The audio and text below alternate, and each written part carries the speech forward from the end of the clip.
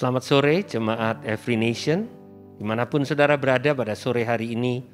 Saya ingin mengajak saudara untuk kita boleh punya waktu untuk menyembah Tuhan, serta kita akan mendengarkan renungan firman Tuhan yang saya percaya akan menjadi sumber kekuatan buat setiap kita. Mari kita berdoa. Kami mengucap syukur Tuhan untuk sore hari ini. Penjagaan, pemeliharaan, kasih setiamu yang begitu luar biasa atas hidup kami. Kami semakin sadar Tuhan bahwa hidup kami tidak akan berarti dan kami tidak akan punya kekuatan tanpa Engkau. Itu sebabnya Tuhan, lewat Sela sore hari ini kami berdoa biar ada kekuatan, kesegaran dari sorga buat setiap kami.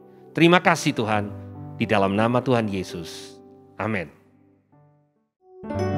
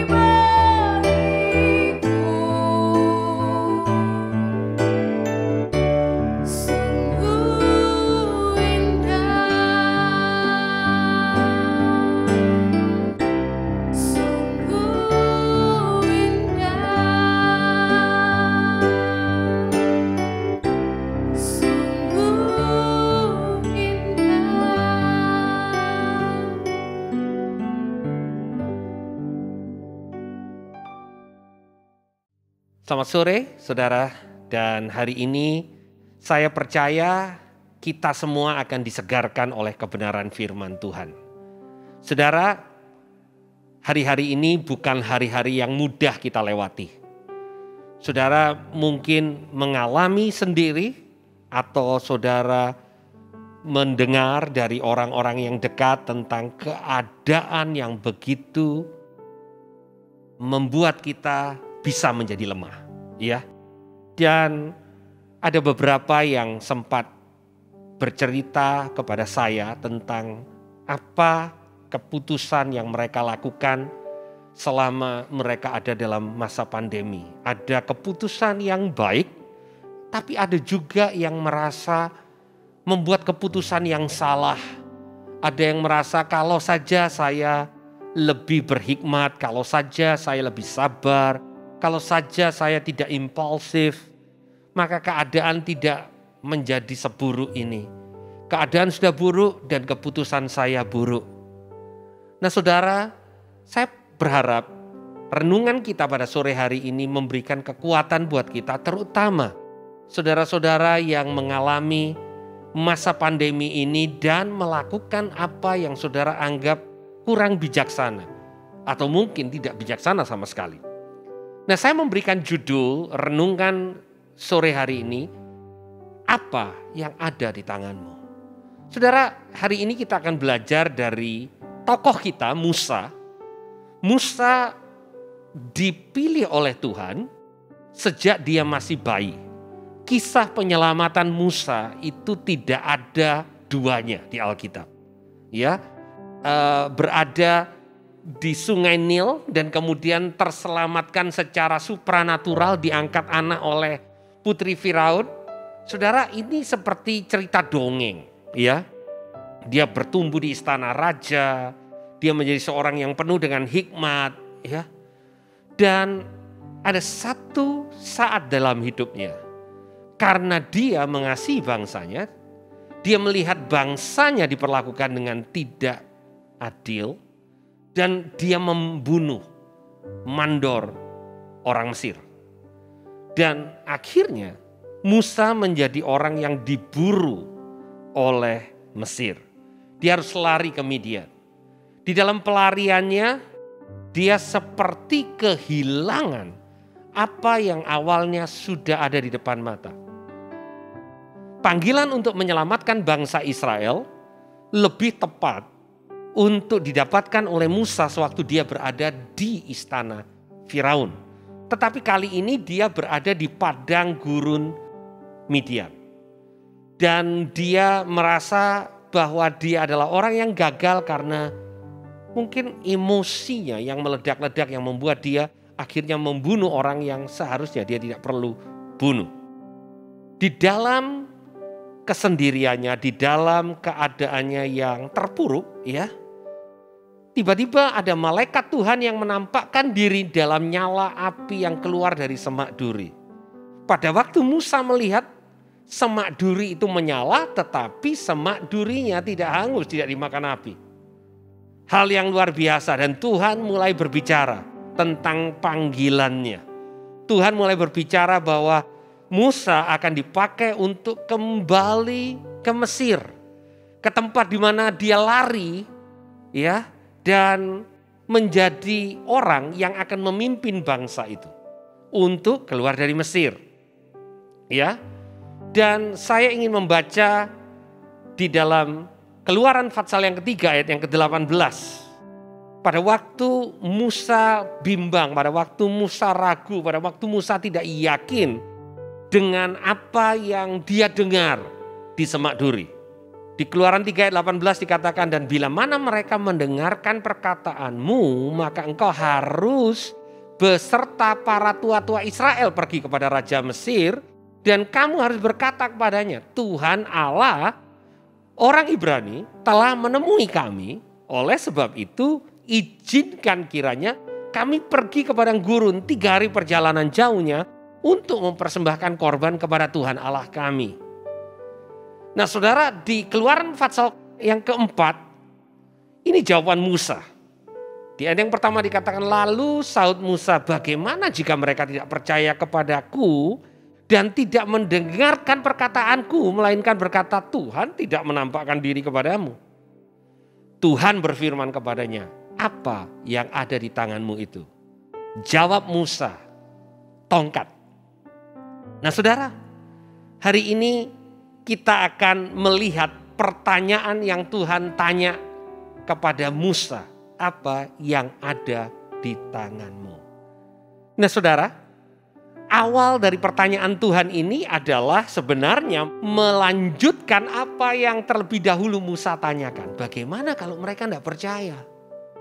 Saudara, Musa sudah menghilang selama 40 tahun di Midian, ya.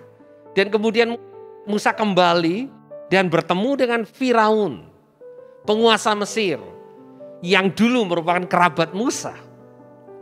Dan kemudian Musa mengatakan bagaimana mereka bisa percaya bahwa aku ini dipilih oleh Tuhan dan akan memimpin bangsa ini keluar dari Mesir. Tuhan mengatakan, apa yang ada di tanganmu? Dan jawaban singkat Musa, tongkat. Saudara, saya ingin bertanya kepada saudara, tongkat apa yang ada di tangan Musa?